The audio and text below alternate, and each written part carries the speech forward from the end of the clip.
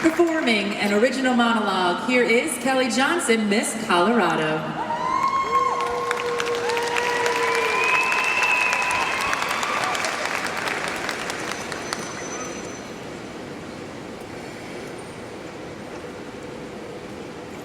Every nurse has a patient that reminds them why they became a nurse in the first place.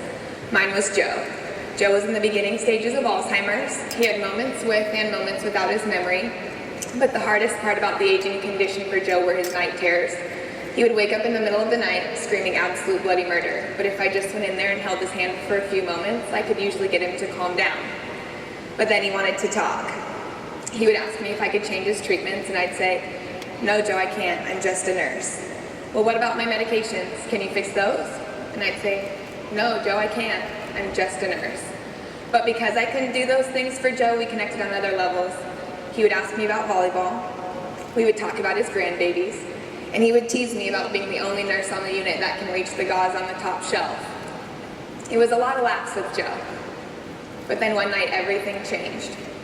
I found him in his room crying. And I went over to him and I lifted his head up out of his hands and I said, "Joe, I know that this is really hard, but you are not defined by this disease. You are not just Alzheimer's. You are still Joe." And he looked right back at me, almost to look through me, and said, "Nurse Kelly, then the same goes for you. Although you say it all the time, you are not just a nurse.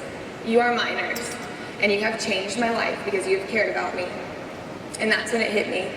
Patients are people with family and friends, and I don't want to be a nurse that ever pretends, because you are not a room number and a diagnosis when you're in the hospital. You're a person, very first.